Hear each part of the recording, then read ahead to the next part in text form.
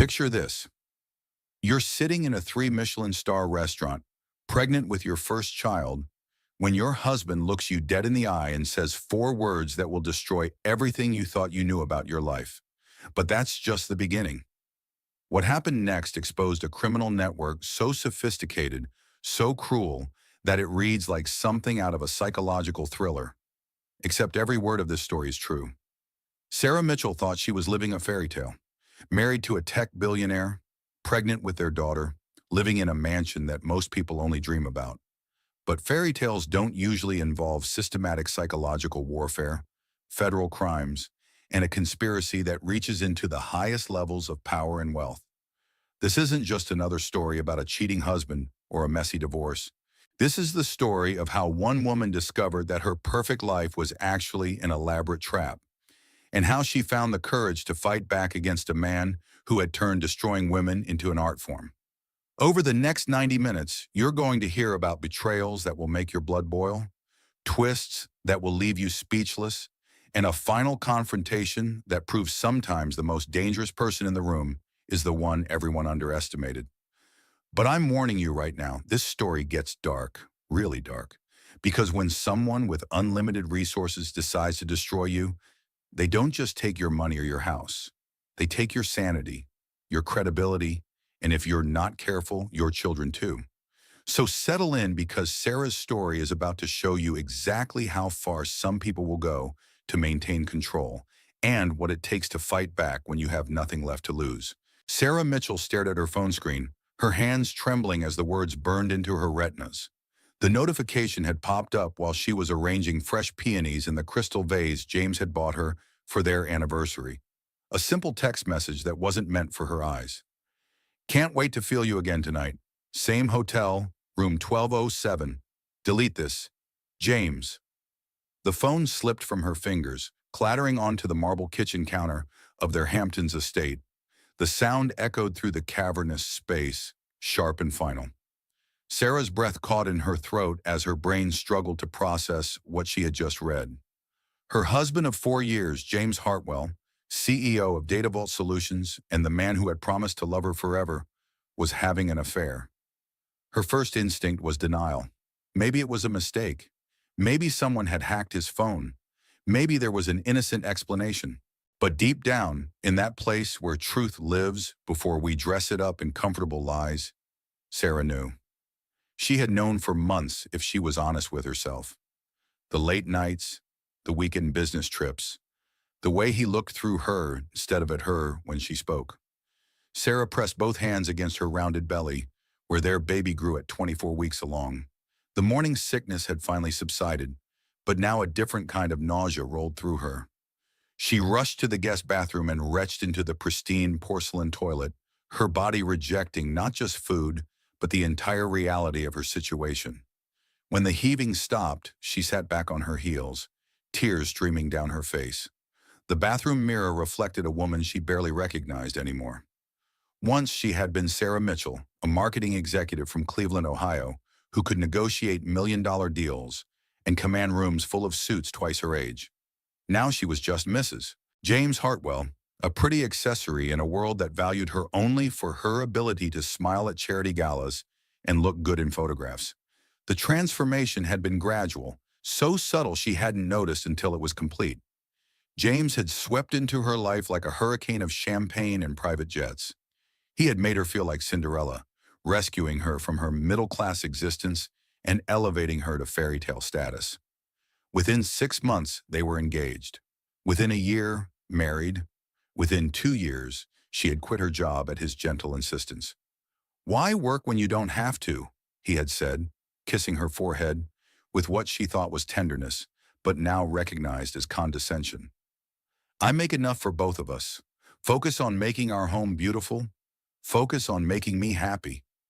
And she had. She had poured herself into being the perfect wife, the perfect hostess, the perfect ornament for his perfect life.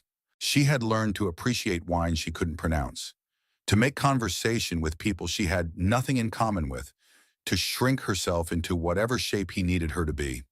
She had even learned to be grateful for the prenuptial agreement she had signed without fully understanding, trusting him when he said it was just a formality. Now sitting on the cold bathroom floor in a house that had never felt like home, Sarah realized how completely she had been played. James hadn't rescued her. He had purchased her. And now that she was pregnant with his child, damaged goods in his eyes, he was ready to trade her in for a newer model. Her phone buzzed from the kitchen counter. Another message, this one intended for her. Working late again tonight. Don't wait up. James. The casual cruelty of it made her laugh, a bitter sound that scraped her throat raw. He wasn't even trying to hide it anymore. He was probably with her right now, this mystery woman who was everything Sarah apparently wasn't. Younger, probably. Childless, definitely. Someone who could still be molded into whatever fantasy he needed.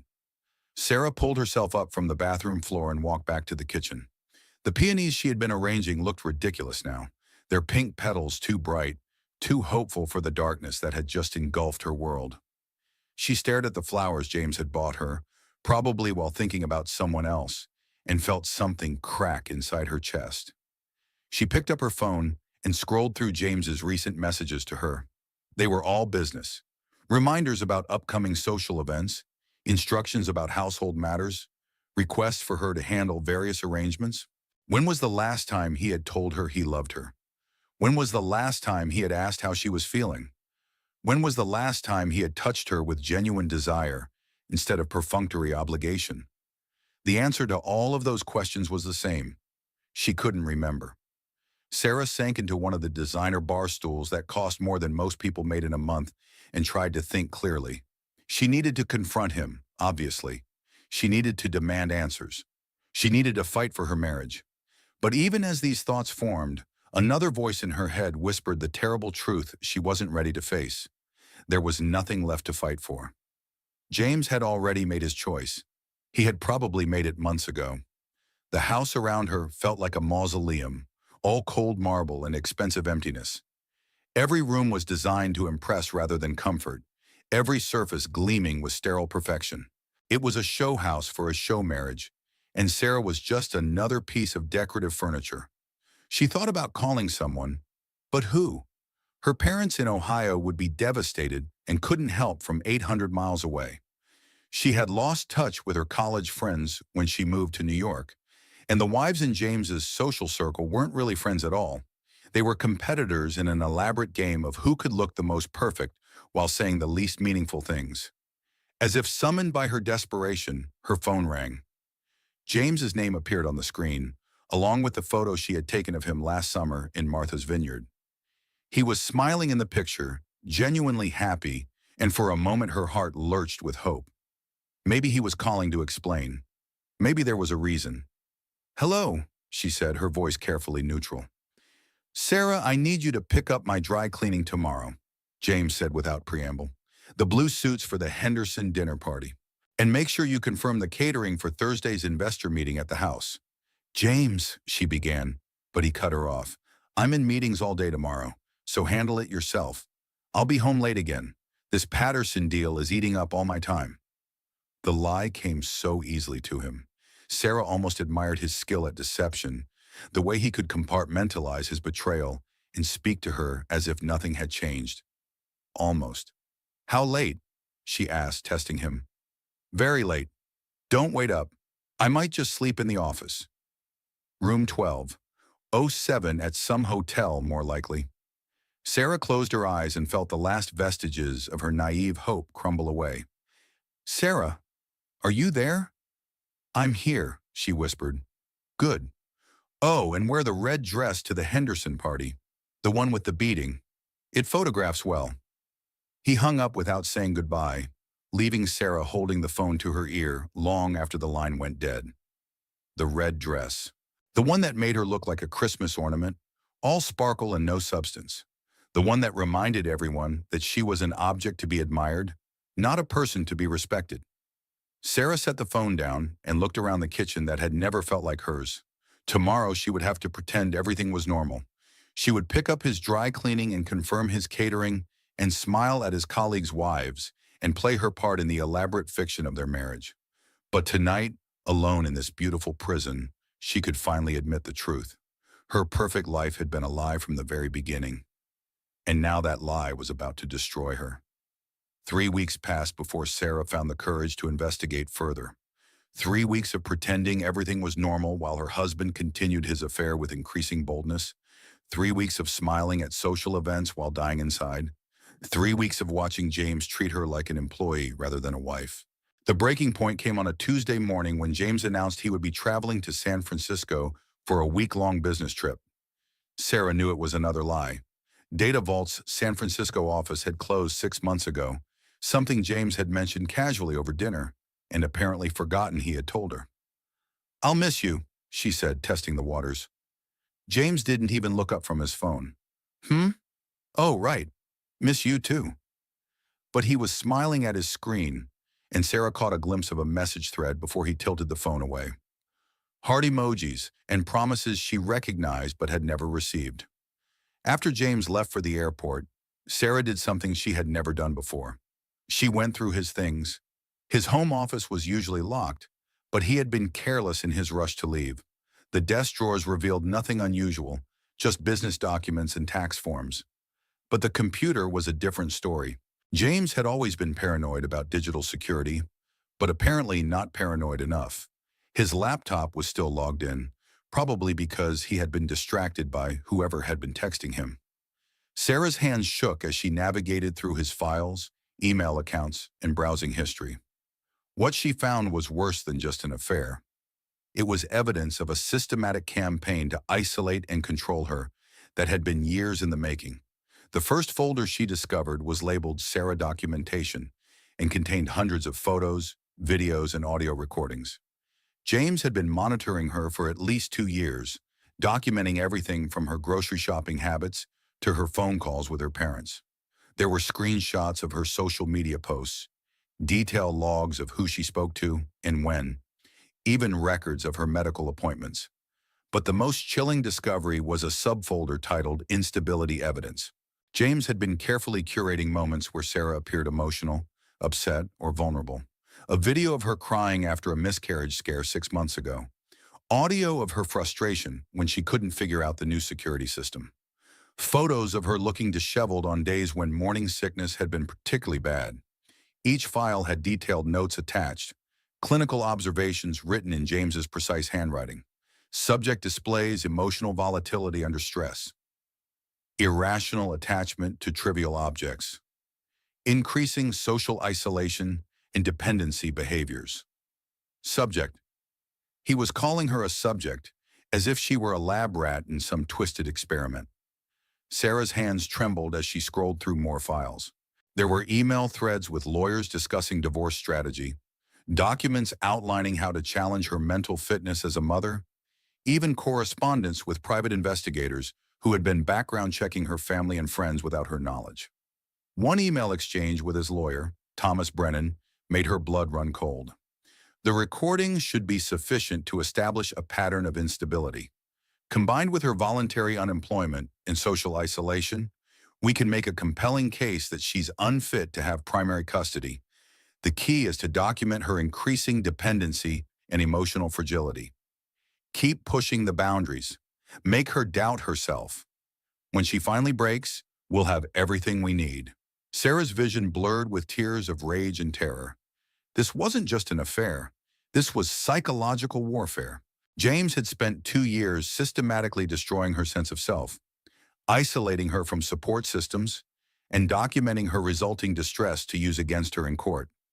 She thought back to all the times he had encouraged her to quit her job, to lose touch with old friends, to depend on him completely. "You don't need them," he had said about her college girlfriends. "You have me now. Isn't that enough?"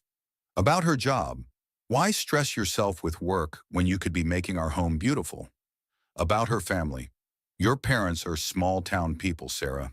They wouldn't understand our world." Every suggestion had been wrapped in love and concern, but now she saw it for what it really was, a deliberate campaign to make her helpless. The final folder was the most devastating. It contained detailed financial records showing how James had been systematically moving assets beyond her reach. Offshore accounts, shell corporations, property transfers to business partners. The prenuptial agreement she had signed wasn't just protecting his existing wealth. It was part of a larger strategy to ensure she would be left with nothing. Sarah sat back in his expensive leather chair and tried to process the scope of his betrayal. This wasn't a man who had fallen out of love and made a mistake.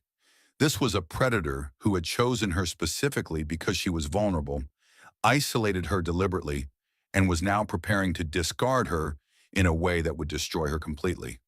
Her phone buzzed with a text from James. "How are you feeling today, sweetheart? Thinking of you and the baby." The casual cruelty of it made her physically ill. He was probably sitting in some hotel room with his mistress, documenting her response for his psychological profile. Every word she sent back would be analyzed, cataloged, and potentially used against her in court. Sarah deleted her initial response and typed back, "Feeling good, resting and taking care of myself and our little one." She had to be careful now. Every interaction was potentially being recorded. Every emotion could be twisted into evidence of instability. She was trapped in a game where she didn't know the rules, but James had been playing for years. That evening, Sarah called her parents in Ohio. She needed to hear familiar voices, needed to remember who she had been before James had begun reshaping her into his perfect victim. "Sarah, honey." Her mother's voice was bright with surprise. "This is unexpected. How are you feeling? How's the baby?"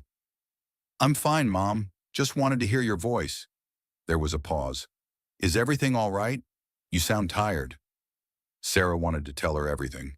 She wanted to pour out the whole horrible truth and beg her parents to rescue her, but the words wouldn't come.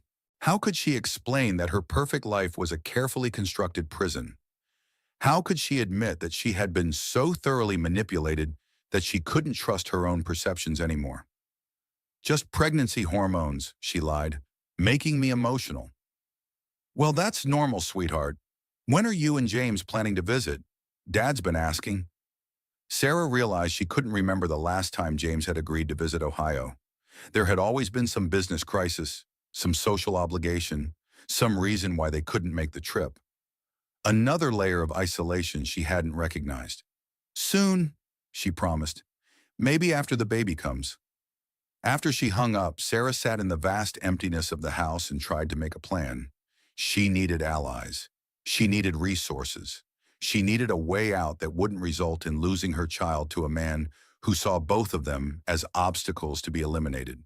But first, she needed to understand exactly what she was up against. She went back to James's computer and began copying files to a hidden email account.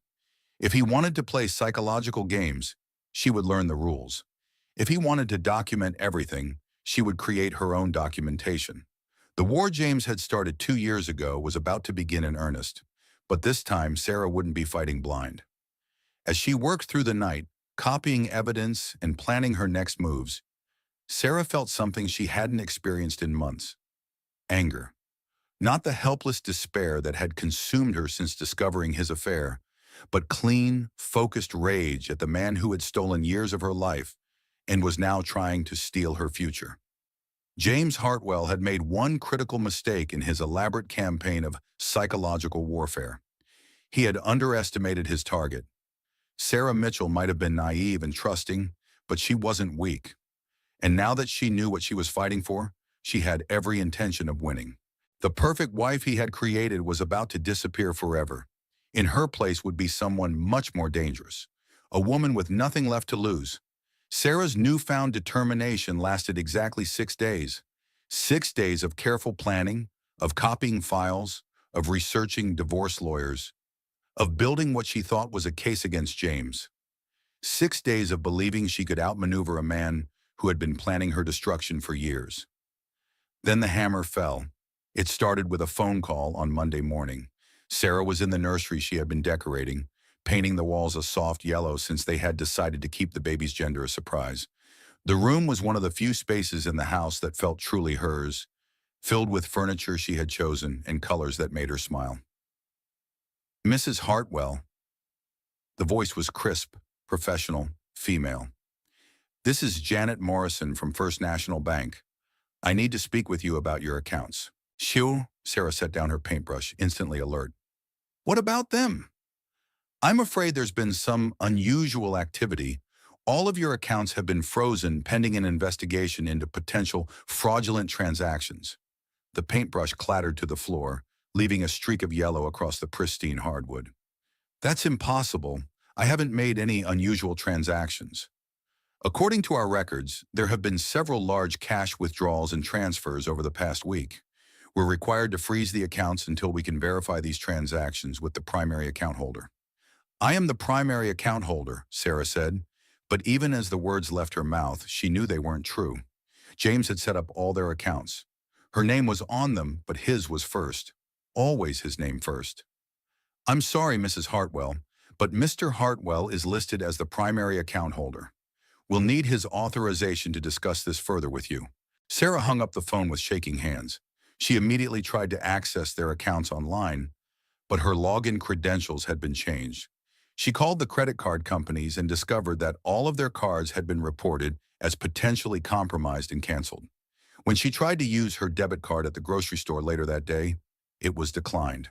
In the span of a single morning, James had cut off her access to every penny of their shared finances. Sarah drove home in a daze, her mind racing through the implications. She had exactly $47 in cash and no way to get more. The house was in James's name, as were both cars. She had no credit cards, no bank accounts, nothing to call her own except the few personal belongings she had brought to the marriage.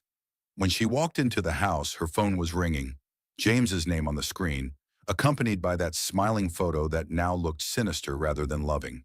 "What the hell did you do?" she demanded as soon as she answered. "Sarah." His voice was calm, controlled, with just a hint of disappointment. "I think we need to talk. You froze our accounts. You canceled our credit cards. You've cut off my access to everything. I protected our assets from suspicious activity. The bank called me this morning about unusual transactions, large cash withdrawals, transfers to unknown accounts. Very concerning behavior, especially from someone in your condition." Sarah's blood turned to ice. He was already spinning the narrative, already twisting her desperate attempts to gather resources into evidence of instability. "What transactions? I haven't made any withdrawals." "Of course you have, sweetheart. You've been under a lot of stress lately. Pregnancy hormones. You know how they affect judgment. Maybe you don't remember." The casual cruelty in his voice made her sick. He was gaslighting her, making her doubt her own memory, her own sanity. And he was doing it so smoothly that anyone listening might actually believe him. "I know what I did and didn't do, James." "Do you?" "Because the bank has security footage of you making these transactions. Multiple transactions over several days. Are you sure you're feeling all right?" Sarah's legs gave out and she sank onto the nearest chair. Security footage. How was that possible unless James had somehow arranged for someone who looked like her to make those transactions? Or unless he had doctored the footage somehow. The man she was married to apparently had resources and connections she had never imagined. "I want to see this footage," she said. "Of course. I'll have my assistant send it over, along with the psychiatric evaluation appointment I've scheduled for you." "What?" "Sarah, I'm concerned about your mental health. These memory lapses, the erratic behavior, the paranoid accusations about me having an affair. I think you need professional help." Huh. The word affair slipped out so casually, as if he hadn't been carefully avoiding the topic for weeks. He wanted her to react, wanted her to sound unstable and irrational. "I'm not paranoid," she said carefully, "and I don't need a psychiatric evaluation." "Sweetheart, you've been acting very strangely lately. Going through my things, asking odd questions, withdrawing money you don't remember withdrawing. I'm worried about you. I'm worried about our baby." There it was, the real threat. He was building a case that she was mentally unfit to be a mother. Every conversation was being crafted to support that narrative. "I'm not withdrawing any money because I can't access any money," Sarah said. "You've made sure of that. I've protected our family's assets from impulsive decisions made during what is clearly a difficult time for you. Once you get the help you need, we can reassess the situation." Help? As if she were sick. As if her growing awareness of his manipulation was a symptom rather than clarity. "James, I know about room 1207. The silence stretched between them, taut as a wire. When he finally spoke, his voice had changed. The fake concern was gone, replaced by something much colder.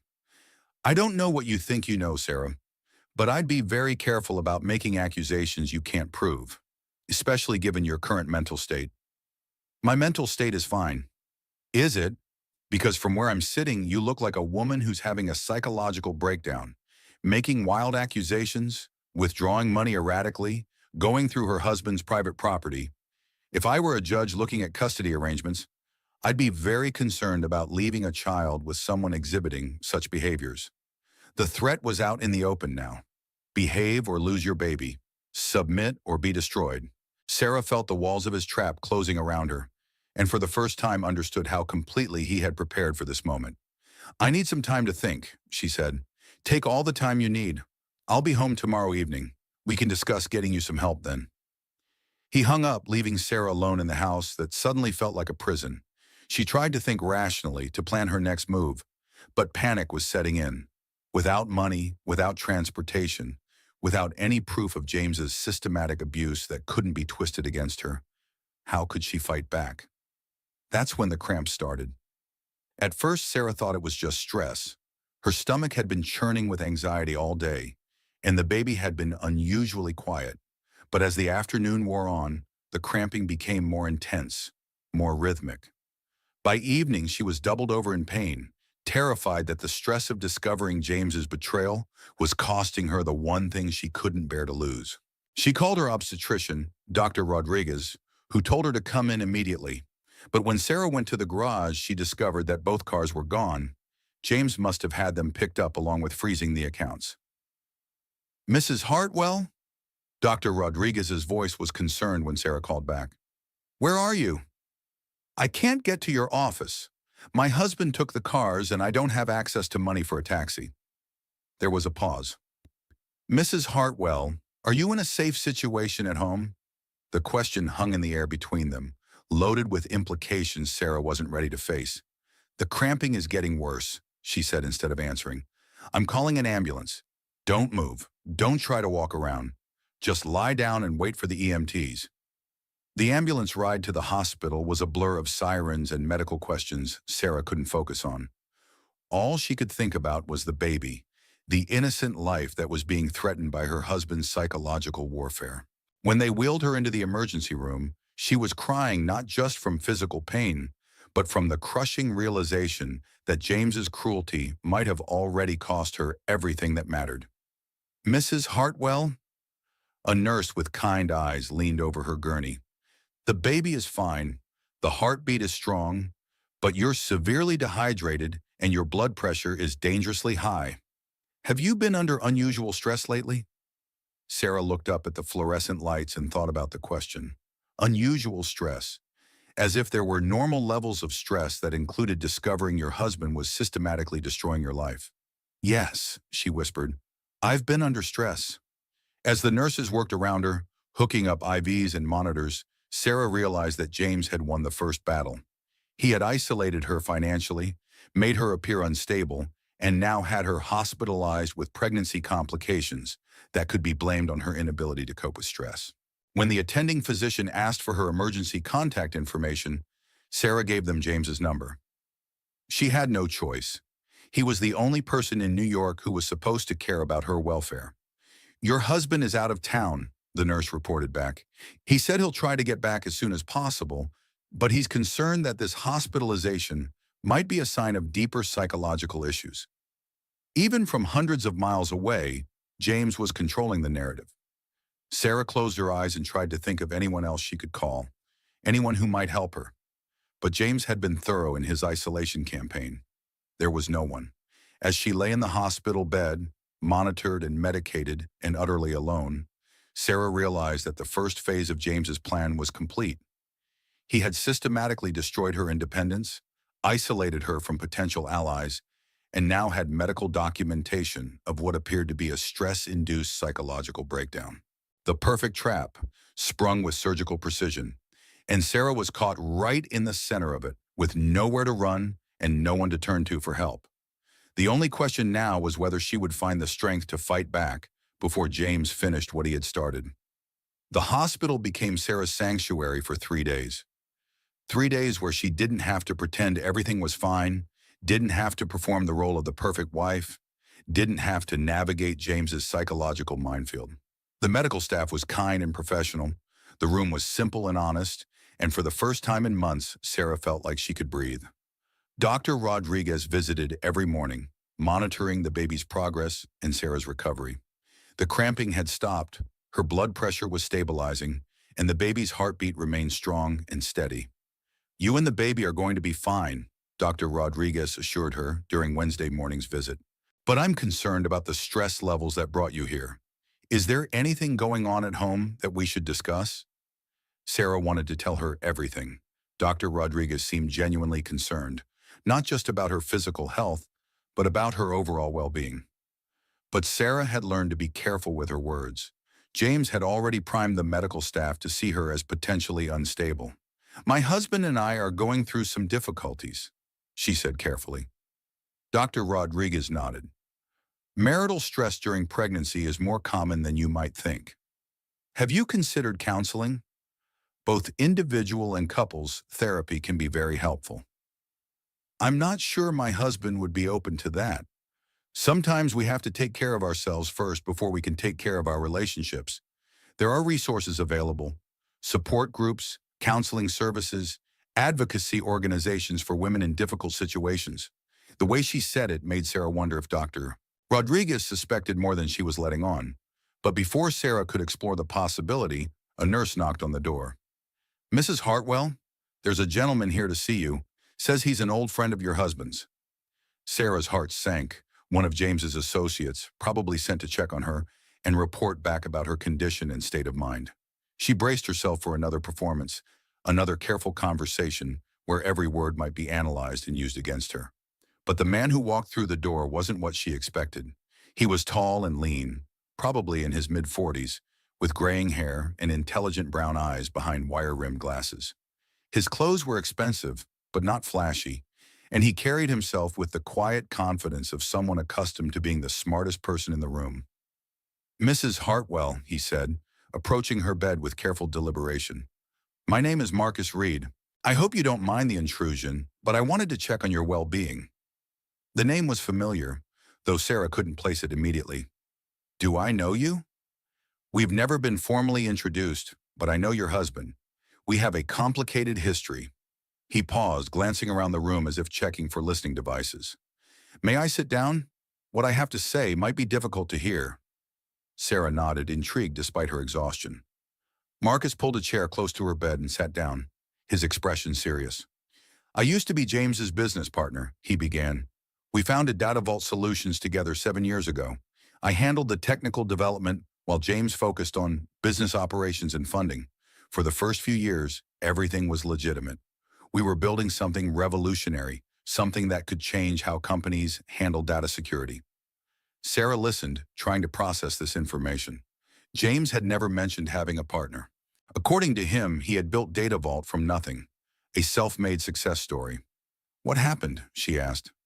Marcus's expression darkened. "I discovered that James was using our platform for more than just data security. He was collecting information illegally, selling user data to third parties, and using our access to corporate networks for what amounted to industrial espionage. When I confronted him about it, he offered me a choice: take a buyout and stay quiet, or be destroyed professionally and personally." "You took the buyout?" "I did. I was young and scared, and James made it clear that he had the resources and connections to ruin me if I didn't comply. He had already started building files on me, documenting my personal life, creating leverage he could use if necessary." "Sound familiar?" Sarah's blood ran cold. "How do you know about that?" "Because I've been watching James for 3 years, documenting his activities, building a case against him. I know what he did to you, Mrs. Hartwell. The isolation, the financial manipulation, the systematic psychological abuse. I know because he used the same playbook on me, and I've seen him use it on others." "Others?" Marcus nodded grimly. "You're not his first victim. There have been 2 other women over the past 5 years. Both relationships followed the same pattern: whirlwind romance, quick marriage, gradual isolation, then systematic destruction when he was ready to move on. Both women ended up hospitalized for stress-related complications. Both lost custody battles. Both are now living under assumed names in other states, too traumatized and financially destroyed to fight back. Sarah felt sick. She wasn't special. She wasn't even unique. She was just the latest in a series of victims, a pattern of predatory behavior that James had refined over years of practice. "Why are you telling me this?" she asked. "Because I think you might be different." The other women had no resources, no support systems, no way to fight back effectively, but you have something they didn't have. "What's that?" Marcus leaned forward, his eyes intense. "You have me, and I have 3 years' worth of evidence that James is running a criminal enterprise. Financial fraud, data theft, blackmail, tax evasion, enough to put him in federal prison for 20 years. For the first time in weeks, Sarah felt something that might have been hope stirring in her chest. "You'd help me?"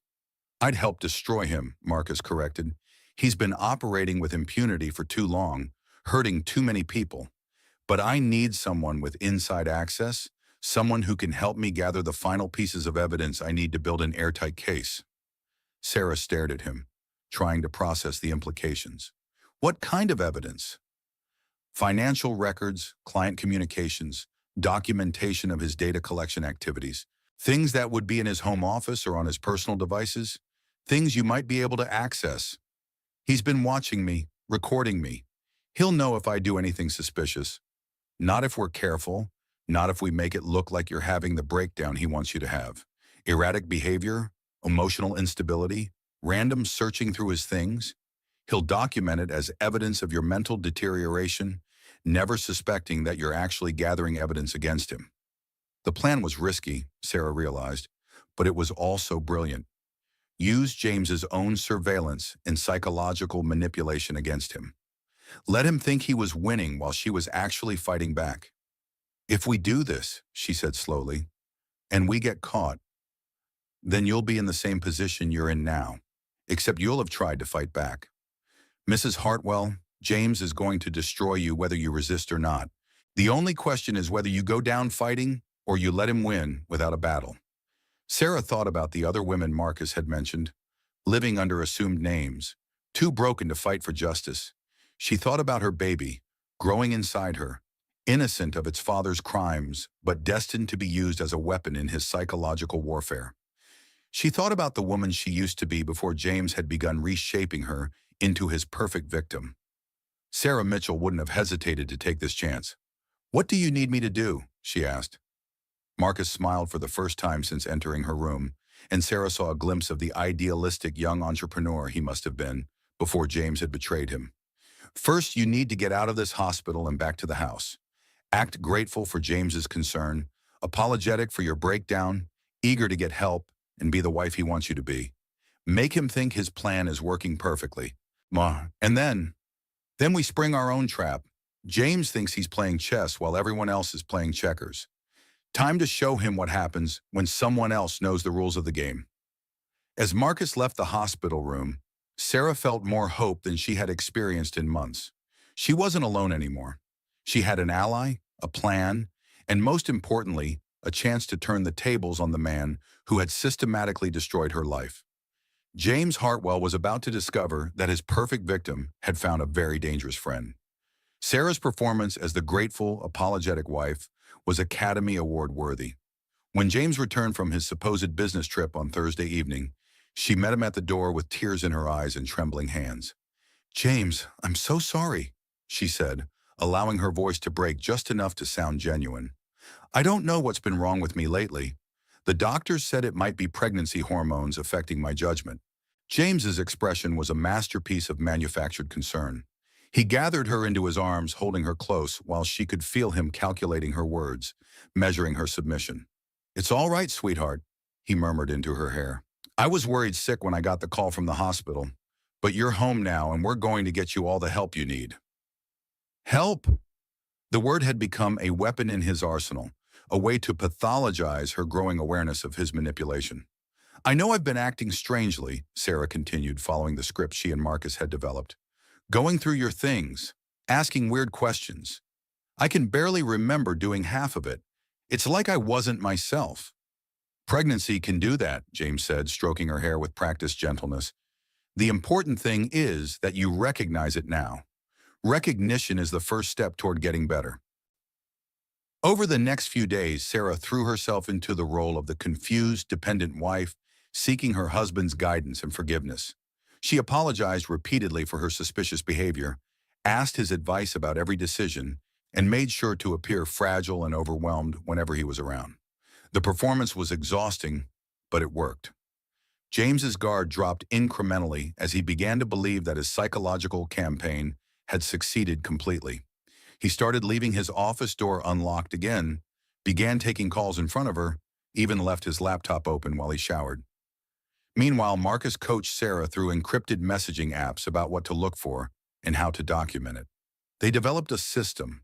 Sarah would photograph documents and files during the day while James was at work, then delete the photos from her phone after uploading them to a secure cloud account that Marcus had set up. The evidence they uncovered was staggering. James wasn't just running a data security company, he was operating a sophisticated criminal enterprise.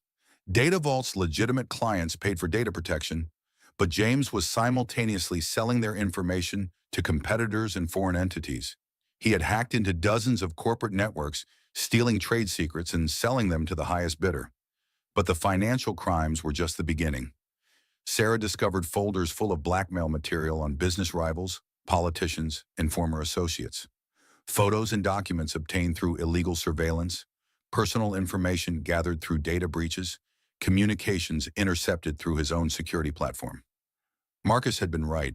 James was running a criminal empire, and everyone who came into contact with him was potentially a target for manipulation and exploitation. The most disturbing discovery was a folder labeled Wife Management that contained detailed psychological profiles of all his previous victims. James had studied techniques of emotional manipulation with the same systematic approach he brought to corporate espionage. He had files on gaslighting, isolation tactics, financial abuse, and legal strategies for discrediting victims. Sarah found transcripts of conversations with other men who had attended what appeared to be workshops on high-value asset protection during relationship dissolution. James wasn't just a predator, he was part of a network of wealthy men who shared techniques for psychologically destroying their wives and partners. "This is bigger than I thought," Marcus told her during one of their careful phone conversations. "We're not just talking about one criminal, we're looking at an entire network of financial and psychological abuse." Sarah felt sick reading through the files. Each woman's destruction had been planned and executed with clinical precision, but she also felt something else: rage. James hadn't just hurt her, he was part of a systematic campaign to victimize women, and he was teaching other men to do the same thing. "How long do we need to keep gathering evidence?" she asked. "A few more days. I want to get the financial records that show the offshore accounts and the client lists that prove the data sales. Once we have those, we'll have enough to bring in the FBI." The FBI. Sarah had never imagined her life would reach a point where federal agents would be involved, but James's crimes had apparently crossed multiple jurisdictions and involved national security implications. "What happens to me when this all comes out?" she asked. "He's still building a case that I'm mentally unstable. Even if we prove he's a criminal, that doesn't mean I'll get custody of my baby. It will when we show that his documentation of your instability was part of a deliberate campaign of psychological abuse. The recordings he made, the financial manipulation, the isolation tactics, all of it becomes evidence of his criminal behavior rather than proof of your mental health issues." It was a good plan, Sarah realized. Turn James's own evidence against him. Show that her supposed breakdown was actually a reasonable response to systematic psychological torture. But plans, she was learning, rarely survived contact with reality. On Monday morning, while James was in his office taking what he thought was a private conference call, Sarah was photographing financial documents from his desk drawer. She had become comfortable with the routine, confident in her ability to gather evidence without detection. She didn't notice that James's call had ended early. She didn't hear his footsteps in the hallway. She didn't realize he was standing in the doorway until she heard his voice, cold and deadly quiet. "Find something interesting, Sarah?" Sarah's blood turned to ice. She was holding a folder full of bank statements from Cayman Islands accounts. her phone in her other hand with the camera app still open. There was no innocent explanation for what she was doing. James stepped into the room and closed the door behind him with deliberate calm. His face was a mask of controlled fury, and Sarah realized that she was seeing the real James Hartwell for the first time. Not the charming businessman or the concerned husband, but the predator who had been hiding behind those facades. "I have to admit, I'm impressed," he said, walking toward his desk with measured steps. "The helpless wife act was very convincing. For a while there, I actually thought my psychological intervention had worked." Sarah's hand was shaking so badly she could barely hold the phone. "James, I can explain." "Oh, I think the situation is quite clear. You've been photographing my private documents and sending them to someone. The question is who?" His eyes narrowed as he studied her terrified face. "Marcus Reed, perhaps? I wondered when he might surface." The fact that James knew about Marcus made Sarah's knees go weak. How long had he known? How much of their plan had been compromised from the beginning? "I should have seen this coming," James continued, settling into his desk chair as if they were having a normal conversation. "Marcus always was too idealistic for his own good, and you were always too smart to stay broken for long." "You can't get away with what you've been doing," Sarah said, trying to summon some courage. "People will find out." James laughed, a sound completely devoid of warmth or humor. "People will find out what I want them to find out. For instance, they're going to find out that my mentally unstable wife has been working with my disturbed former business partner to frame me for crimes I didn't commit. No one will believe that, won't they? You've been hospitalized for psychological breakdown. You've been caught going through my private property. Marcus has a history of making false accusations against me and was forced to leave our company under suspicious circumstances. Together, you make a very compelling case for conspiracy and extortion." Sarah realized that James had been playing a game several moves ahead of everyone else.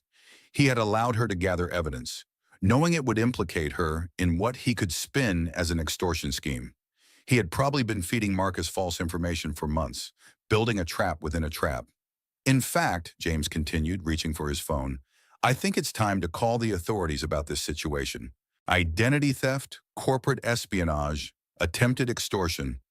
These are serious federal crimes, Sarah. You're looking at significant prison time." As James began dialing, Sarah realized that her hope of fighting back had been an illusion.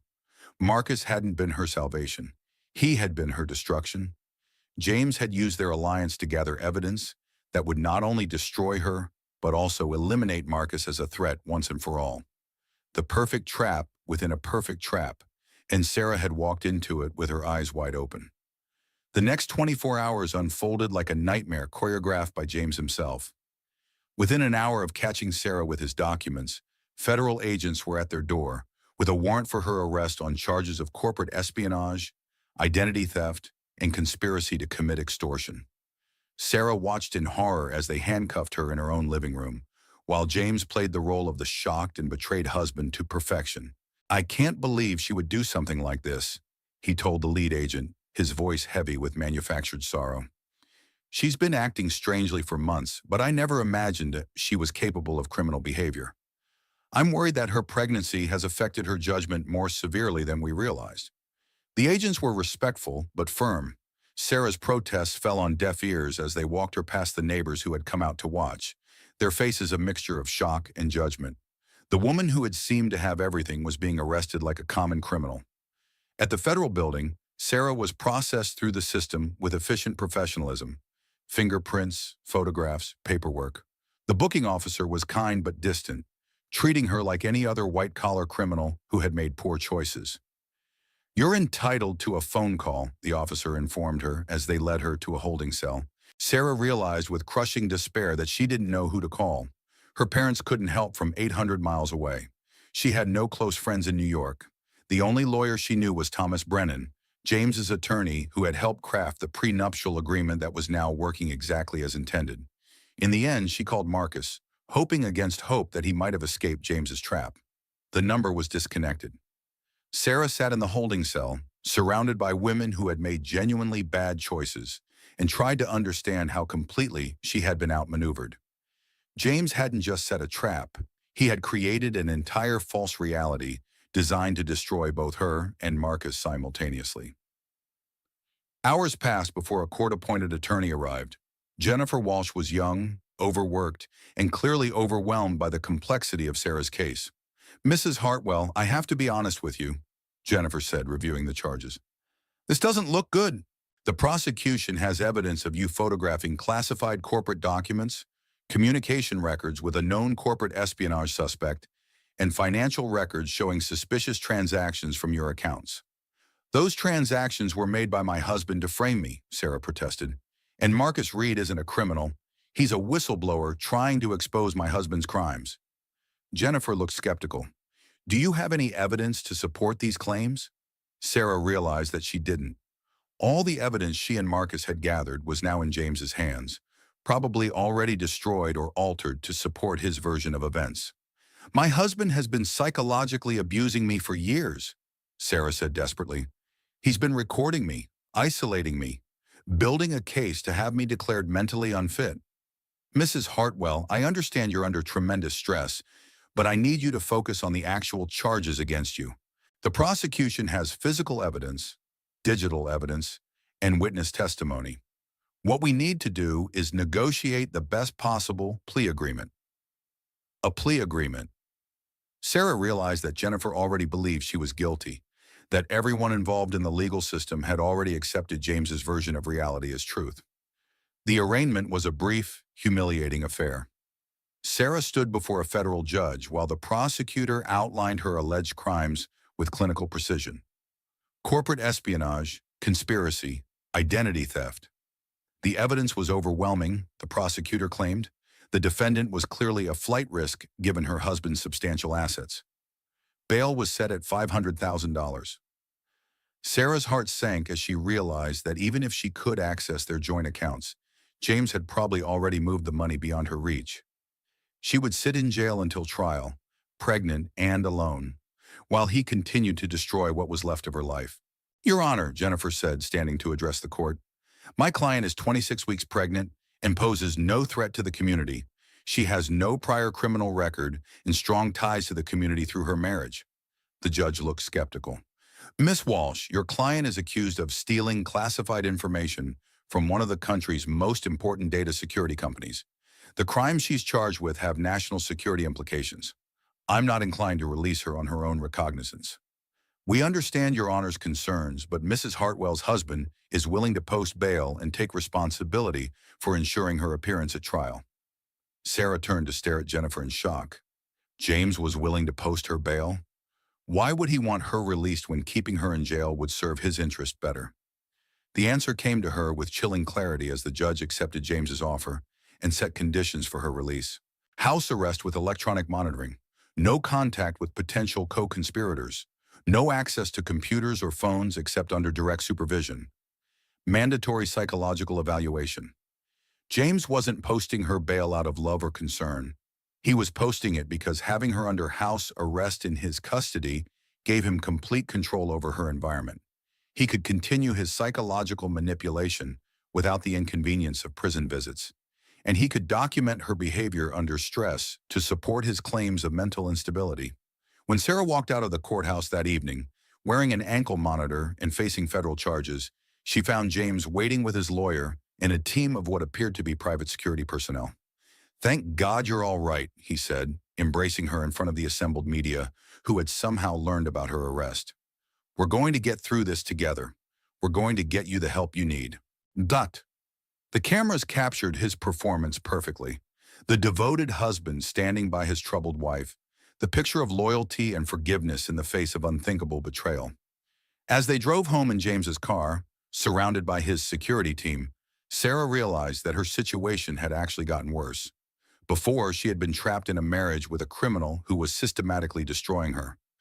Now she was trapped in a marriage with a criminal who was systematically destroying her while she faced 20 years in federal prison for crimes he had committed. "I hope you understand now," James said quietly as they pulled into their driveway. "This is what happens when you try to fight me. This is what happens when you forget who has the power in this relationship." Sarah looked at the house that had never felt like home, at the ankle monitor that would track her every movement, at the man who had destroyed her life with surgical precision. "Marcus?" she asked. "In federal custody, facing his own charges. It seems he had quite a collection of stolen corporate data in his possession.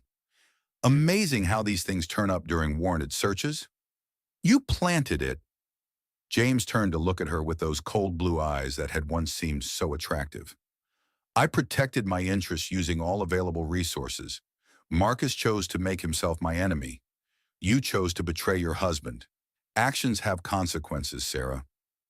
As they walked into the house together, Sarah carrying her unborn child and wearing federal monitoring equipment, she realized that James had won completely. He had eliminated Marcus as a threat, neutralized her as an opponent, and positioned himself as the long-suffering victim of his wife's mental breakdown and criminal behavior. The perfect crime, executed with perfect precision, and Sarah was trapped at the center of it with no way out and no one left to help her. The man she had married was not just a criminal. He was a criminal genius, and she had underestimated him at every turn. Now she would pay the price for that underestimation for the rest of her life. House arrest in her own home became a new level of psychological torture that James had clearly planned in advance. Every room was equipped with cameras. Every conversation was recorded. Every movement was tracked and analyzed. Sarah existed in a fishbowl where her jailer was also her supposed protector, documenting her distress as evidence of her mental deterioration. The mandatory psychological evaluation came 2 weeks after her release on bail.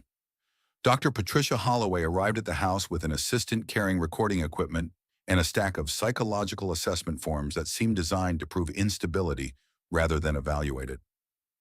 Mrs. Hartwell, I'm here to conduct a comprehensive psychological evaluation as ordered by the court, Dr. Holloway explained, settling into the living room as if she owned the space.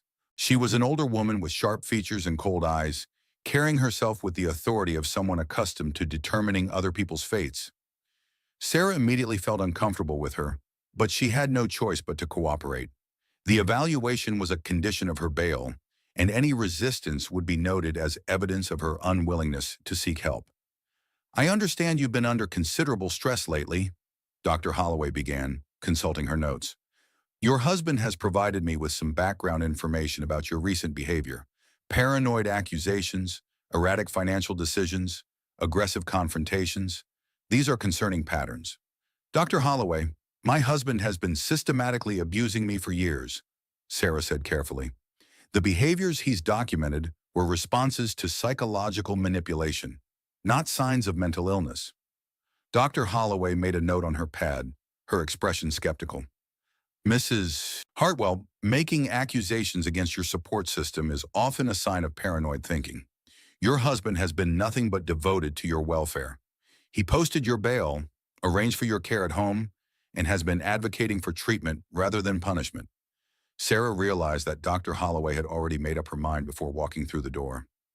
This wasn't an evaluation. It was a predetermined conclusion looking for supporting evidence. The questions that followed were clearly designed to elicit responses that could be interpreted as unstable. Do you ever feel like people are watching you?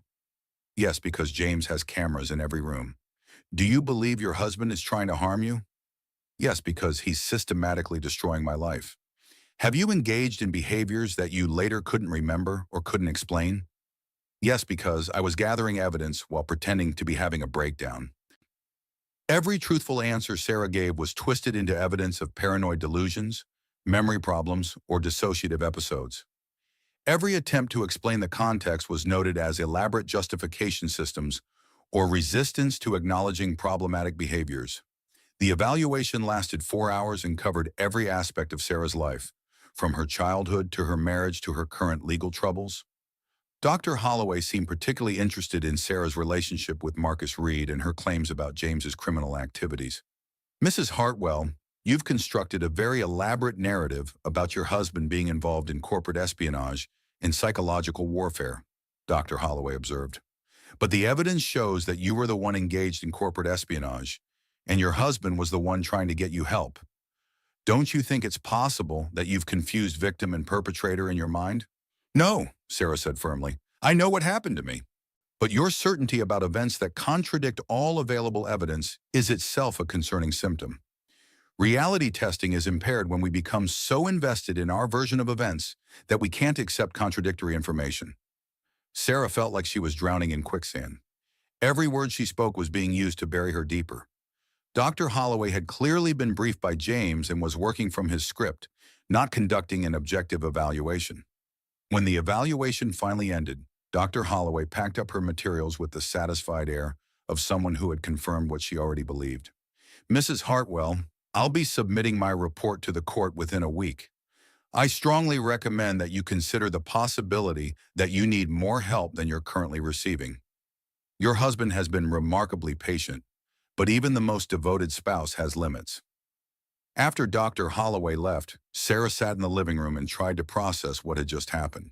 She had been evaluated by a professional who had concluded that she was delusional, paranoid, and unable to distinguish reality from fantasy. The report would become part of her criminal case file and would influence everything from her sentencing to any future custody proceedings. James appeared in the doorway, having monitored the entire evaluation from his office. "How did it go?" he asked with false concern.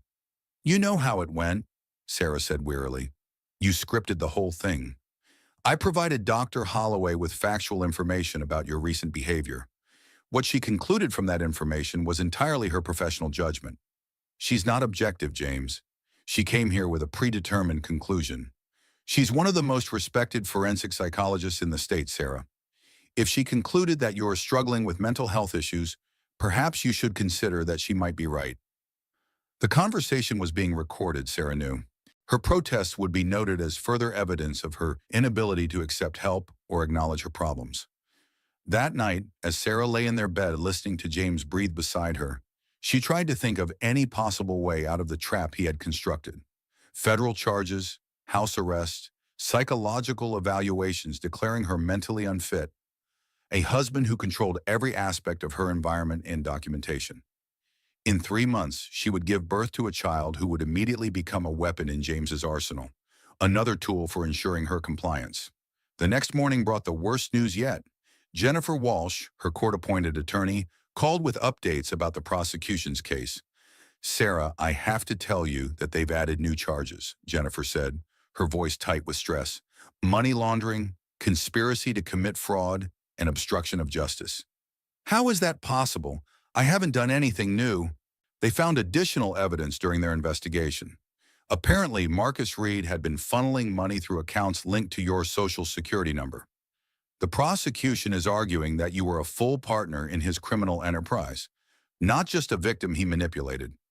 Sarah felt the walls closing in even tighter. "Jennifer, you have to understand that James has been setting me up for years. These accounts, this evidence, all of it is fabricated. Sarah, I need you to listen to me very carefully. The prosecution has offered a plea deal. If you plead guilty to the corporate espionage charges and provide testimony about Marcus Reed's criminal activities, they'll drop the money laundering and conspiracy charges. You'd be looking at 18 months to 3 years instead of 20 years. I can't testify against Marcus. He was trying to help me. Sarah, Marcus Reed is facing life in prison on racketeering charges. He's been linked to corporate espionage activities going back 10 years. The man who approached you wasn't a whistleblower. He was a career criminal who used you to get access to your husband's company." The words hit Sarah like physical blows.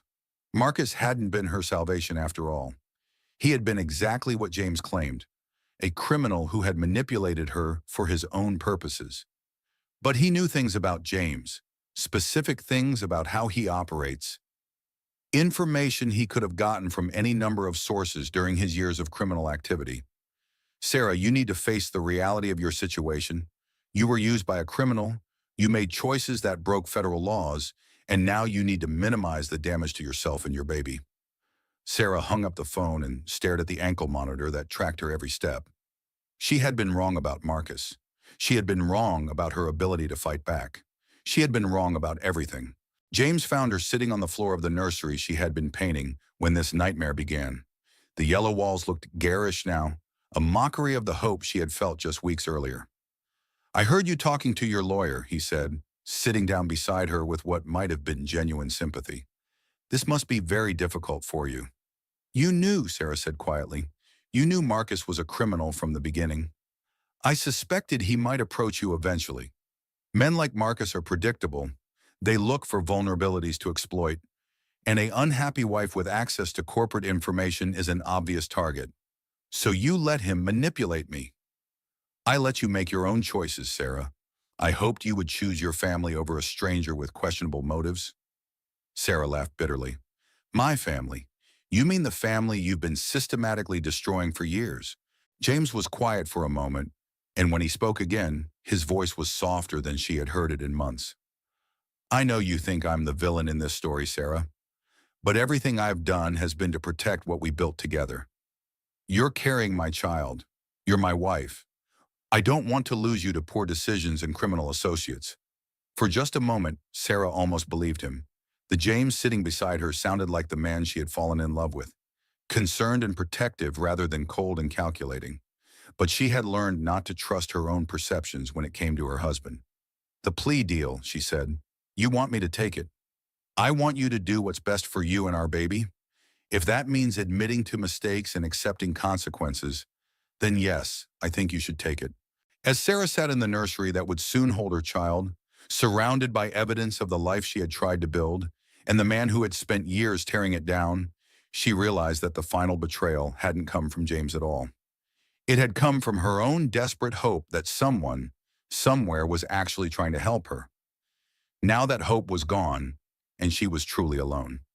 Sarah signed the plea agreement on a gray Tuesday morning in November, her signature shaky as she admitted to crimes she had committed while trying to escape from the man who had orchestrated her downfall.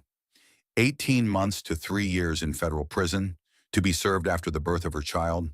The baby was due in 6 weeks. The media coverage was brutal but predictable. Tech heiress pleads guilty to corporate espionage. Pregnant wife betrays billionaire husband. Mental illness, no excuse for federal crimes. James had clearly been feeding the narrative to sympathetic journalists, painting himself as the devoted husband standing by his troubled wife. At home, Sarah's world had shrunk to the dimensions of her house arrest.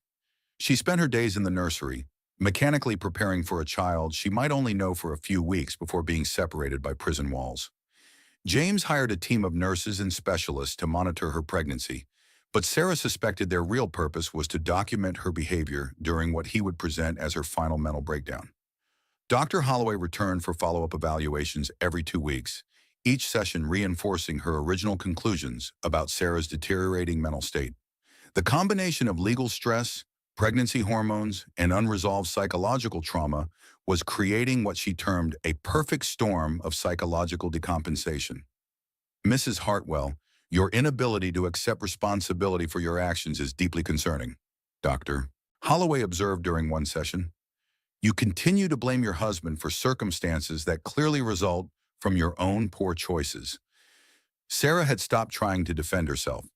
Every word was recorded, analyzed, and added to a growing file that would influence not just her sentencing, but any future custody arrangements. The lowest point came 3 weeks before her due date, when James sat her down for what he called a difficult conversation about their future. Sarah, I want you to know that I still love you, he began, his voice heavy with what sounded like genuine emotion. Despite everything that's happened, despite the choices you've made, I still want to save our marriage. Sarah looked at him with exhausted eyes. What are you talking about? I've been working with Dr. Holloway and a team of specialists to develop a treatment plan for when you're released from prison. Intensive therapy, medication management, structured supervision. With the right support, we can overcome this. James, I'm not mentally ill. I'm trapped. The fact that you still believe that is exactly why you need help. Sarah, you're going to be the mother of my child. I don't want our son or daughter growing up thinking their mother is a criminal who abandoned them for a life of corporate espionage. Our child. The possessive way he said it made Sarah's skin crawl. She realized that James was already planning how to use the baby as another tool of manipulation. What if I don't want your help? She asked. James's expression hardened slightly. Then you'll serve your full sentence, lose custody permanently, and our child will grow up knowing that their mother chose criminal activity over her family. The threat was clear. Accept his version of reality and his treatment plan, or lose access to her child forever. That night, Sarah lay in bed listening to James sleep, and tried to imagine any possible future that didn't involve complete surrender to his control. In prison, she would be physically separated from him, but he would still control the narrative about their marriage, her crimes, and her fitness as a mother. When she was released, she would return to house arrest under his supervision, dependent on his financial support and subject to his psychological manipulation. The baby kicked restlessly in her womb, as if sensing her distress. Sarah placed both hands on her belly and tried to send thoughts of love and protection to the child who would soon be born into this nightmare. "I'm sorry," she whispered in the darkness. "I'm so sorry I couldn't protect you from him." The next morning, Sarah woke up to find James gone and a stranger in her kitchen. The woman was young, probably early 30s, with dark hair and kind eyes. She wore scrubs and carried a medical bag, but something about her presence felt different from the parade of professionals James had hired to monitor Sarah. "Mrs. Hartwell?" the woman said softly. "My name is Elena Vasquez. I'm a nurse with the obstetric unit at Columbia Presbyterian. I'm here to check on you and the baby." Sarah's regular obstetrician was Dr. Rodriguez, and she had been seeing her at the hospital for all appointments since her arrest. "I wasn't expecting anyone today," Sarah said cautiously. Elena glanced around the kitchen, noting the cameras that James had installed in every corner. "Your husband arranged for home monitoring during your final weeks of pregnancy. Standard procedure for high-risk cases." High risk. Sarah wondered if James had told Elena about her criminal charges, her supposed mental illness, her status as a federal defendant awaiting prison. As Elena conducted her examination, checking the baby's heartbeat and Sarah's vital signs, she made casual conversation that seemed designed to put Sarah at ease. "How are you feeling emotionally?" Elena asked while taking Sarah's blood pressure. "Preparing for a baby can be stressful under the best circumstances." "I'm managing," Sarah said carefully, aware that their conversation was being recorded. Elena nodded and made notes on her chart. But as she packed up her equipment, she did something that surprised Sarah. She dropped her pen under the kitchen table and crawled under to retrieve it, positioning herself where the cameras couldn't see her face. When she emerged, she handed Sarah a business card for a pregnancy support group, speaking loudly enough for the microphones to pick up. "This might be helpful for connecting with other expectant mothers." But as Sarah took the card, Elena pressed something small and hard into her palm, a tiny piece of paper folded multiple times. "I'll be back next week to check on you," Elena said normally. "Call if you have any concerns before then." After Elena left, Sarah waited until James's security cameras showed him leaving for his office before unfolding the paper. The message was written in tiny, careful handwriting. "I know who you are. I know what he's doing to you. My sister went through the same thing with a powerful man. She didn't survive it. I've been watching your case, documenting what I can. If you want help, wear something blue tomorrow when I come for your appointment. If not, I'll never mention this again." Sarah stared at the note until her hands stopped shaking, then tore it into tiny pieces and flushed it down the toilet. For the first time in months, she felt something that might have been hope stirring in her chest. Someone believed her. Someone was watching. Someone was willing to help. That evening, when James returned home, Sarah was wearing a blue maternity dress she hadn't worn in months. She served him dinner and made small talk about her day, playing the role of the subdued wife, accepting her fate. But inside, for the first time since this nightmare began, Sarah Mitchell was planning to fight back. She just prayed that this time, her hope wouldn't be used to destroy her. Elena returned the next week with professional equipment and a calm demeanor that gave no hint of the dangerous game she was playing. She conducted her examination thoroughly, checking the baby's position and monitoring Sarah's blood pressure while making normal conversation about the final weeks of pregnancy. "Everything looks good," Elena said, packing up her supplies. "The baby could come any time now." As she prepared to leave, Elena dropped her stethoscope and bent to retrieve it from beside Sarah's chair. In that brief moment when she was hidden from the cameras, she whispered urgently, "Tomorrow at 2 p.m., your husband has a board meeting downtown. I'll come back to check something I forgot. Be ready to talk." The next day, Sarah waited with nervous anticipation. At exactly 2 p.m., Elena's car pulled into the driveway. This time, she carried a small device that she immediately plugged into the wall near the kitchen entrance. "Signal jammer," she explained quietly. "It'll interfere with the audio and video feeds for about 20 minutes before his security team notices the disruption." Sarah stared at Elena with new respect. Who are you? I told you, I'm a nurse, but I'm also someone who has seen what men like your husband do to women, and I'm tired of watching it happen. Elena moved efficiently around the kitchen, checking each camera and placing small devices that looked like medical equipment, but were clearly something else entirely. My sister was named Maria Vasquez, Elena continued, her voice tight with controlled emotion. 3 years ago, she was married to a real estate developer named Richard Cromwell. Rich, powerful, well-connected. He used the same playbook your husband is using. Isolation, psychological manipulation, financial control. When Maria tried to leave him, he had her committed to a psychiatric facility. Sarah felt sick. What happened to her? She died there. Official cause was suicide, but I know better. Richard had made sure she had no resources, no allies, no credibility. When she finally broke completely, he made sure she couldn't recover. Elena's hands were steady as she worked, but Sarah could see tears in her eyes. I've been tracking similar cases for 2 years, Elena continued. Your husband isn't unique. There's a network of wealthy men who share techniques for destroying their wives. They attend seminars, share strategies, even have a private forum where they discuss their successes. You have proof of this? I have documentation going back 18 months. Photos, recordings, financial records. I've been building a case, but I needed someone on the inside with access to their communications. Elena pulled out a small recording device and set it on the counter between them. I've been documenting your husband's hospital visits during your previous admissions, she said. He's been remarkably open about his strategies when he thinks he's talking to sympathetic medical staff. She pressed play, and James's voice filled the kitchen, clear and unmistakably his. The key is consistency. Document everything. Never lose your temper. Always appear to be the reasonable party seeking help for your unstable spouse. The courts are naturally sympathetic to men who seem devoted to mentally ill wives. Sarah's hands began to shake as she heard her husband discussing her destruction with clinical detachment. Another recording, this one from after her arrest. Prison will be perfect for completing her psychological breakdown.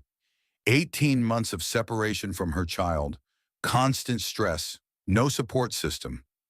By the time she's released, she'll be genuinely unstable and completely dependent on my version of reality. He's been planning this for years, Sarah whispered. Elena nodded grimly. The recordings get worse. He discusses tactics for ensuring permanent custody, methods for discrediting your testimony, even conversations about how prison will break down your resistance.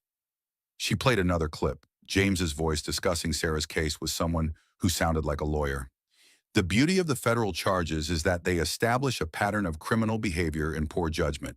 Combined with the psychiatric evaluations showing delusional thinking, we'll have everything we need to argue she's an unfit mother who chose criminal activity over her family's welfare. Sarah felt nauseated listening to her husband discuss her destruction as if she were a corporate problem to be solved. There's more, Elena said, producing a tablet. I've been documenting his visits to other women in similar situations. Hospital records, psychiatric facilities, even prison visits. He's been consulting on at least 6 other cases, teaching other men how to systematically destroy their wives. The scope of it was staggering.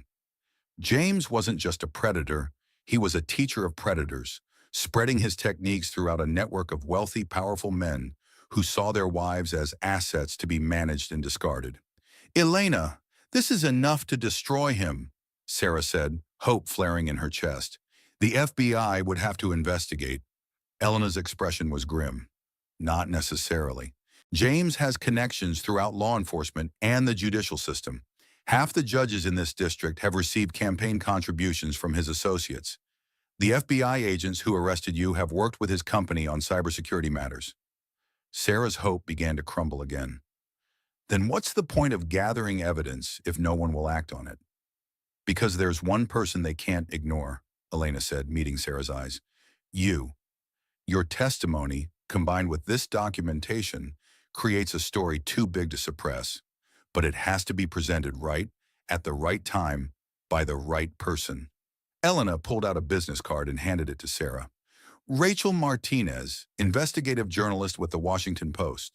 She's been tracking stories about systematic abuse of women by wealthy men. She's untouchable. One reputation, unimpeachable sources, connections throughout the media industry. You want me to go to the press? I want you to survive this. James is planning to take your child the moment you give birth. He's already filed preliminary custody papers claiming you're mentally unfit and a flight risk. Once you go to prison, he'll have 18 months to establish himself as the primary caregiver and poison your child against you. Sarah placed both hands on her belly, feeling her daughter kick restlessly. It's a girl, she said quietly. The ultrasound last week confirmed it. Elena's expression softened. What did you want to name her? Hope, Sarah said, then laughed bitterly. Ironic, isn't it? No, Elena said firmly. Perfect, because hope is exactly what we're fighting for. Elena's equipment beeped softly. The signal jammer is about to fail. His security team will notice the disruption soon. She packed up quickly while speaking rapidly. Rachel Martinez will contact you within 24 hours. She'll identify herself by mentioning her story about pharmaceutical companies targeting pregnant women. Trust her. She's been preparing this expose for months, but she needed an inside source. As Elena prepared to leave, she turned back to Sarah with fierce intensity. Your husband thinks he's untouchable because he's rich and connected and smart. But he made one critical mistake. What's that? He underestimated how far other women will go to protect someone in danger. There are dozens of us now. Nurses, lawyers, journalists, social workers, even some FBI agents who are tired of watching men like James operate with impunity. Elena's car was pulling out of the driveway when the security system came back online. Sarah had exactly enough time to hide the business card and compose herself before James called to check on her.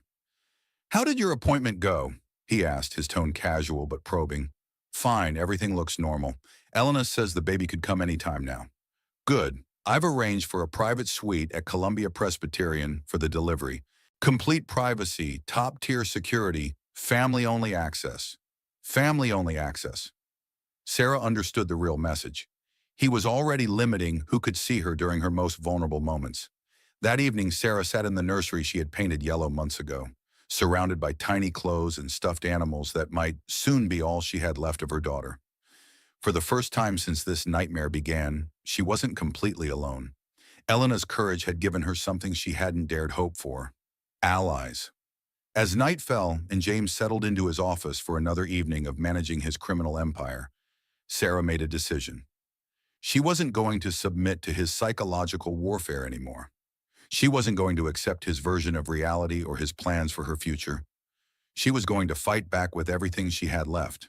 For Hope, for Elena's sister Maria, for all the women who had been destroyed by men like James Hartwell.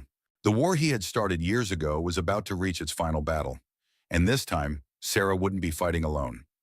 Rachel Martinez called at precisely 8 a.m. the next morning, while James was in his home office conducting what Sarah now knew were strategy sessions for destroying other women's lives. Mrs. Hartwell, this is Rachel Martinez from the Washington Post. I'm calling about my story on pharmaceutical companies targeting pregnant women. I believe Elena Vasquez mentioned we might speak. Sarah's heart hammered as she recognized the code phrase Elena had told her to expect. Yes, she said quietly, moving to the far corner of the kitchen where the microphones might not pick up her words. I've been waiting for your call. I'll be direct because I know you're being monitored. I've been investigating your husband and his network for 8 months. Elena has provided me with documentation that corroborates everything I've uncovered independently. What I need from you is an on-the-record interview. I'm under house arrest, federal charges. If I talk to you, it could affect my case. Mrs. Hartwell, your case is already decided. James has ensured that outcome. But what we can do together is make sure he doesn't destroy anyone else the way he's destroyed you. Rachel's voice was calm but urgent. I have testimony from 6 other women, documentation of the network's activities, financial records showing how they coordinate their campaigns. What I don't have is someone willing to go on record about the systematic nature of the psychological abuse. Sarah closed her eyes, thinking about her daughter growing inside her, about the life she wanted to give her versus the reality James had planned. What do you need me to do? Meet me today. There's a small window between noon and 2 when James will be at his board meeting, and his security team will be at minimum staffing.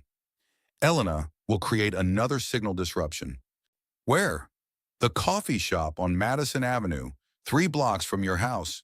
Elena will drive you. 30 minutes, filmed interview, back home before anyone notices. Sarah knew it was incredibly dangerous. If James discovered she had spoken to a journalist, especially one investigating his criminal network, he would find ways to make her pay that she couldn't even imagine. But as she thought about hope growing inside her, about the daughter who would grow up believing her mother was a criminal who had abandoned her family, Sarah knew she had to take the risk. "I'll be there," she said. At 11:50, Elena arrived with her medical equipment and signal jamming devices. "Routine pregnancy check," she announced to the cameras as she began her setup. By 12:15, they were driving toward Madison Avenue in Elena's car, Sarah wearing a hat and sunglasses that Elena had provided. Rachel Martinez was exactly what Sarah had expected. Sharp, professional, with the kind of intelligent eyes that missed nothing. She had a small camera crew with her and immediately got to work setting up for the interview. "We have 20 minutes, Rachel said efficiently. "I need you to tell me everything, but focus on the systematic nature of what James did to you. The deliberate isolation, the financial manipulation, the documentation of your responses to use against you." For 20 minutes, Sarah told her story without interruption. She described the gradual erosion of her independence, the discovery of James's surveillance and psychological manipulation, the way he had used Marcus Reed to entrap her in criminal activities, and the elaborate campaign to have her declared mentally unfit. "The most important thing people need to understand," Sarah said, looking directly into the camera, "is that this isn't about one bad marriage. This is about a network of wealthy, powerful men who have systematized the process of destroying women. They share techniques, they coach each other, they have turned psychological abuse into a corporate strategy." Rachel nodded. "What do you want to happen as a result of this interview?" "I want other women to know that they're not crazy, they're not alone, and they're not helpless. I want the men who are doing this to understand that their victims have allies now. And I want my daughter to know that I fought for her, even when it seemed impossible." As Elena drove Sarah home, the weight of what she had just done began to settle in. She had broken every condition of her house arrest, violated her plea agreement, and probably ensured that James would find new ways to punish her. But for the first time in months, she felt like herself again. Not the victim James had created, not the criminal the courts had labeled her, but Sarah Mitchell, the woman who had once commanded boardrooms and negotiated million-dollar deals. They arrived back at the house with 5 minutes to spare, before James's security system came back online. Elena quickly packed up her equipment while Sarah changed clothes and tried to compose herself. "Whatever happens next," Elena said before leaving, "remember that you're not alone anymore. The story will run in tomorrow's paper, and once it's out, there's no putting it back in the bottle." That evening, James returned home in an unusually good mood. He had apparently received positive news about some business matter and was more talkative than usual during dinner. "The custody arrangements are almost finalized," he mentioned casually as they ate. "I've arranged for a private adoption agency to handle the proceedings once you're incarcerated. It's better for everyone if Hope grows up believing she was adopted rather than knowing her birth mother was a federal criminal." The words hit Sarah like a physical blow, but she managed to keep her expression neutral. James was planning to erase her from their daughter's life completely, to make her disappear as if she had never existed. "You'd tell her I was dead?" Sarah asked. "I'd tell her that her birth mother loved her enough to ensure she was raised in a stable, loving home, instead of being used as a pawn in criminal activities." Even his cruelty had been packaged as nobility. James genuinely believed he was the hero of this story, protecting his innocent child from her dangerous mother. That night, as James slept beside her, Sarah lay awake thinking about the interview she had given and the story that would soon expose him to the world. She thought about hope, growing strong inside her, and the legacy she wanted to leave for her daughter. At 6 a.m., Sarah's phone buzzed with a text from an unknown number. "Story is live. Check the Washington Post website. Thank you for your courage. RM." Sarah slipped out of bed quietly and went to the kitchen computer. James's security system tracked her internet usage, but she didn't care anymore. The headline made her breath catch. "The Wife Destruction Network. How Wealthy Men Systematize Psychological Abuse. The story was devastating. Rachel had not only featured Sarah's interview prominently, but had also uncovered the entire network of men who had been sharing techniques for destroying their wives. Financial records, email communications, recordings of their strategy sessions. The scope of the conspiracy was breathtaking. James's photo was featured prominently, along with detailed accounts of his systematic campaign against Sarah. But more importantly, the story connected his activities to similar cases across the country, revealing a pattern of coordinated abuse that affected hundreds of women. Sarah was still reading when she heard James's footsteps on the stairs. He appeared in the kitchen doorway, already dressed for work, and immediately saw what she was looking at. For a moment, they stared at each other in complete silence. Then James walked slowly toward the computer, his face a mask of cold fury. "You have no idea what you've just done," he said quietly. "Yes, I do," Sarah replied, standing up to face him. "I've told the truth. You've destroyed yourself completely, breaking house arrest, violating your plea agreement, making false statements to the press. You'll be in prison within 24 hours and you'll never see your child again. Maybe, but everyone will know what kind of man you really are." James laughed, a sound completely devoid of humor. "Sarah, do you really think this changes anything? I have the best lawyers in the country. I have connections throughout the government. I have resources you can't imagine." "You had secrecy," Sarah said. "You had the ability to operate in shadows and control the narrative. Now everyone knows what you are." As if summoned by the conversation, Sarah's phone began ringing. Reporters, lawyers, advocacy groups. The story was already creating ripples throughout the legal and social services communities. James watched the calls coming in with something approaching panic in his eyes. For the first time since Sarah had known him, he looked genuinely afraid. "This isn't over," he said. "No," Sarah agreed, placing both hands protectively over her belly. "It's just beginning." Within hours, Sarah's house was surrounded by news vans and federal agents. Her house arrest was revoked, but instead of being taken to prison, she was transferred to protective custody while investigators sorted through the implications of Rachel's story. Elena appeared at her side as if summoned, no longer pretending to be just a nurse, but revealing herself as part of a coordinated network of women who had been working to expose men like James for years. "You did it," Elena said, tears in her eyes. "The FBI can't ignore this anymore. There are already investigations opening in 12 different jurisdictions." Sarah looked out at the chaos surrounding what had been her prison and felt something she hadn't experienced in over a year. Hope. Not the naive optimism she had once carried, but the hard-earned hope that comes from surviving the worst someone can do to you and choosing to keep fighting anyway. James Hartwell's empire was crumbling, his network was exposed, and his victims finally had voices. And in a few weeks, Sarah would give birth to a daughter who would grow up knowing that her mother had fought for justice, even when it seemed impossible. The perfect crime had been undone by imperfect courage, and that was enough. Sarah rocked her daughter Hope in the nursery of their new apartment, watching the sunrise paint the walls golden. The federal charges against her had been dropped after the FBI's investigation revealed the extent of James's manipulation and criminal network. Her testimony, combined with evidence from dozens of other victims, had led to federal racketeering charges against James and 17 other members of his network. Elena knocked softly on the doorframe. "How are my girls doing this morning?" "Perfect," Sarah said, looking down at Hope's peaceful face. "Absolutely perfect." Elena had become more than an ally. She had become family. After the truth came out, she had helped Sarah relocate to a secure apartment across the country, far from James's remaining associates and the media attention that still surrounded the case. The Washington Post story had indeed changed everything. Congressional hearings were investigating how wealthy men had been able to operate their abuse networks for years without detection. New laws were being written to protect women from systematic financial and psychological manipulation. Support groups and advocacy organizations had received unprecedented funding to help victims rebuild their lives. "Any word on the trial?" Elena asked, settling into the chair beside Sarah. "Rachel called yesterday. James's lawyers are still trying to negotiate a plea deal, but the prosecution isn't interested. They want to make an example of him." Sarah felt no satisfaction in James's downfall, only relief that he would no longer be able to hurt other women.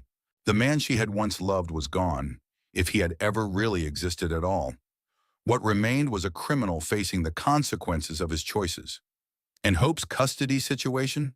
Sarah smiled, kissing her daughter's forehead. Officially resolved yesterday, James signed away all parental rights as part of his plea negotiations. She's mine completely. It was the outcome Sarah had dreamed of, but never dared hope for. Hope would grow up knowing the truth about her parents, but would be raised with love, honesty, and the knowledge that her mother had fought for justice. Rachel Martinez had continued investigating the network, uncovering similar operations in 6 other countries. Her work had sparked an international movement to protect women from systematic abuse by wealthy predators. The story had resonated with women around the world who recognized elements of their own experiences in Sarah's testimony. Support groups had formed in dozens of cities. Legislation was being introduced to close legal loopholes that had allowed men like James to operate with impunity. Most importantly to Sarah, other victims had found the courage to come forward. The network that had once seemed invincible was being dismantled one testimony at a time. "Do you ever regret it?" Elena asked. "Going through all of that, risking everything?" Sarah looked down at Hope, who was beginning to stir in her arms. Her daughter would grow up in a world where women had more protections, more resources, more allies than ever before. She would never have to experience the isolation and manipulation that had nearly destroyed her mother. "Never," Sarah said. "Not for a single moment." As the morning sun filled their small but warm apartment, Sarah Michelle held her daughter close and thought about the future. They had survived the worst that wealth, power, and cruelty could devise. They had found allies in unexpected places and strength they didn't know they possessed. The perfect trap had been broken by imperfect courage, and from the wreckage, something beautiful had emerged: justice, healing, and hope. Sarah's story had ended where it began, with a woman holding her child and planning for tomorrow. But this time, the future belonged to them completely, and no one would ever have the power to take it away again. Hope opened her eyes and looked up at her mother with complete trust. And Sarah knew that everything, every moment of fear, every day of despair, every risk she had taken, had been worth it for this single perfect moment. They were free, they were safe, they were home, and that was more than enough. And that's Sarah's story. A reminder that sometimes the most ordinary people are capable of the most extraordinary courage when they're fighting for what matters most. If this story resonated with you, if it made you think about the power dynamics in your own life, or if you know someone who might need to hear Sarah's message of hope and resistance, then show your support by hitting that like button right now. Your engagement helps stories like this reach the people who need them most. Drop a comment below and tell us what moment in Sarah's journey hit you the hardest. Was it when she first discovered the truth? When she realized the scope of James's manipulation? Or when she finally found the courage to speak up? We read every comment, and your insights help us understand which stories matter most to our community. And here's the most important thing you can do. Share this video. Share it with someone who needs to know they're not alone, someone who's questioning their own reality, or someone who believes that truth and justice still matter in a world that sometimes seems designed to protect the powerful at the expense of the vulnerable. If you haven't already, subscribe to our channel and ring that notification bell, because stories like Sarah's are exactly why we do this work. Every week, we bring you true stories of ordinary people facing extraordinary challenges. Stories of courage, resilience, and the power of speaking truth to power. Remember, you are stronger than you know. You deserve better than you've been told, and you are never as alone as they want you to believe. Thanks for listening, and we'll see you in the next story.